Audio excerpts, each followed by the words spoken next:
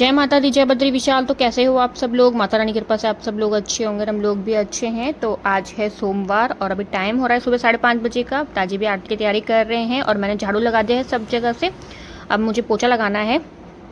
और आज है सावन का दूसरा सोमवार और उत्तराखंड में ना आज सावन का पहला सोमवार है, क्योंकि वहाँ पर ना 15 जुलाई के बाद में जो मंडे पड़ता है, जो सोमवार पड़ता है 15 जुलाई के बाद में, वहाँ से मतलब तब से वो सावन के सोमवार मतलब स्टार्ट हो जाते हैं वहाँ पर। तो 15 तारीख के बाद ये पड़ रहा है, तो ये वहाँ पे मतलब आज से ही पहला वाला सोमवार मानेंगे।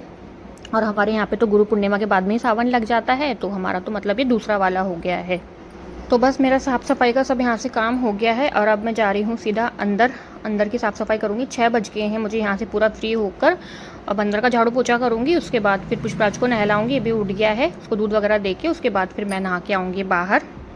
और बस उसके बाद फिर मैं टिफ़िन वगैरह बनाऊँगी। पुष्पराज के लिए बनाना है, हम तीनों का तो व्रत है, रितिशा का, मेरा, पुष्पराज के पापा का। तो पुष्पराज के पापा यहाँ पे भजन लगा रहे हैं। हम लोग सुबह सुबह मतलब ना भजन लगा देते हैं। जैसे मतलब मेरे को मिलता है मतलब टाइम तो मैं लगा देती हूँ। अभी मुझे मतलब फुर्सत नहीं मिलती, फटाफट मैं सफाई में लगी थी। पुष्पराज के पापा यहाँ पे भजन चला रहे हैं।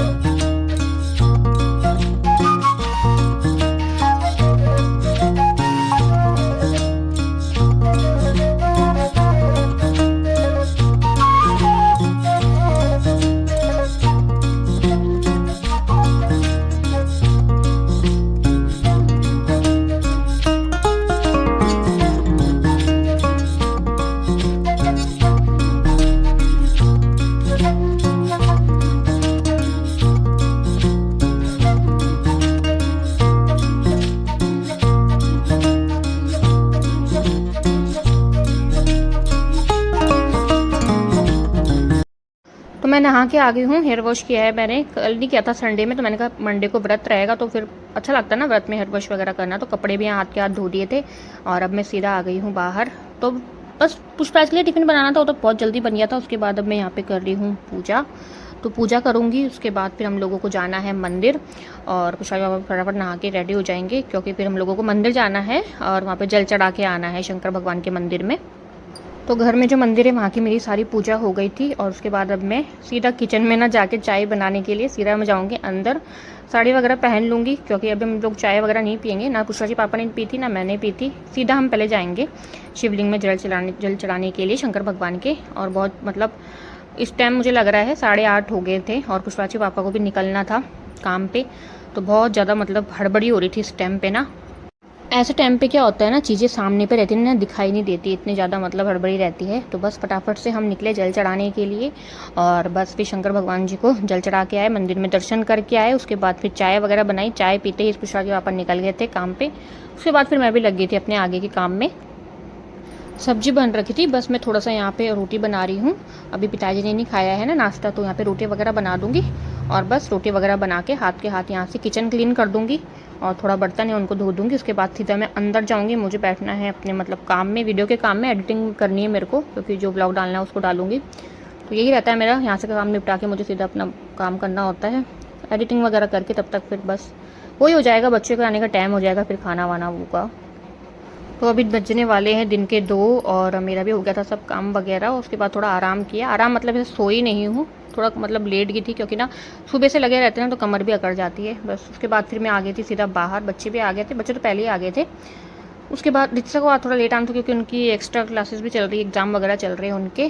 तो उसके बाद फिर मैं यहाँ पे मतलब एक सब्ज़ी तो रखी थी दिन की, सुबह पत्ता गोभी बनाई थी। और उसके बाद एक मैंने हल्की सी मतलब रसदार लौकी की सब्ज़ी बना दी थी। और वापस से फिर आटा गूंद के रोटियां वगैरह बना दी थी। तो दिन का खाना मतलब इस तरीके से मैंने कहा हो जाएगा।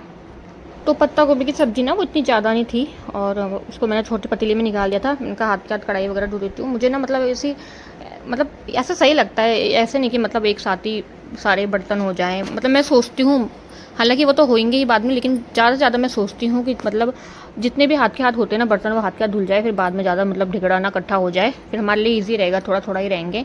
और किचन भी मैं बार बार मतलब हाथ फेरती रहती हूँ, ताकि बाद में मतलब ज़्यादा बिखेरा ना हो, गंदगी ना हो ज़्यादा। बस उसके बाद अब मैं रोटी वगैरह बना के सबको खाना वाना दे दूँगी। और उसके बाद फिर अब ये है सीधा शाम का वीडियो।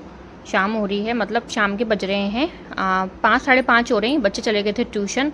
उसके बाद का ये वीडियो है। और मैं थोड़ा साड़ी वगैरह चेंज कर ली थी, मैंने कहा थोड़ा खाने की तैयारी कर लेते हैं, क्योंकि ना साड़ी में फिर मतलब वो उतना मतलब ईज़ी मतलब आराम नहीं रहता है खाना वाने बनाने में ना। तो बस यहाँ पे मैंने कुर्ता पजामा डाल दिया था। और यहाँ पे हम बना रहे हैं आज कद्दू की सब्ज़ी और साबूदाने की खीर और पूरियाँ बना रहे हैं। तो फटाफट मैंने आटा लगा दिया था। दीदी ने कहा मैं मतलब तल देती हूँ पूरी को। और अकेले में ना चाहे थोड़ा ही देर का काम होगा ना, वही हम लोगों को कितना पता चलता है, लेकिन अगर वही मतलब इन काम 2 जने कर रहे हो, कोई साथ में हो ना, तो बिल्कुल भी पता नहीं चलता है, चाहे वो टाइम मतलब उस काम में कितना भी ज़्यादा टाइम लग जाए। तो बस पूरियों को तो पता ही नहीं चला, फटाफट से बन गई। बाद में बेलती रही दीदी, फटाफट से मतलब उनको निकालती रही फ्राई करके। और बस उसके बाद फिर बस टाइम हो गया था, फिर बच्चे वगैरह आ गए थे। फिर बच्चों को आए उसके बाद फिर हम फिर सामान वगैरह लेने के लिए चले गए थे, भोग वगैरह लेने के लिए, दूध वगैरह लेने के लिए। तो बस मैंने कहा जाते जाते थोड़ा टोकरा का थोड़ा खाली कर देती हूँ, बच्चों के टिफ़िन वगैरह अलग कर दिए थे। और बस फिर उसके बाद हम लोग सामान लेने चले जाएंगे। तो बस सामान लेके आ गए थे, तब यहाँ पे दीदी ने फटाफट से साबूदाने की खीर भी तैयार कर दी थी और कद्दू की सब्ज़ी भी दीदी ने बना दी थी, मैंने फटाफट से कटिंग कर दी थी। और उसके बाद भोग लेके आए थे हम लोग, इनको माखन बड़े बोलते हैं। तो भोग लेके आए थे माता रानी को, शंकर भगवान जी को भोग लगाया मंदिर में। तो बस उसके बाद हम व्रत खोलेंगे।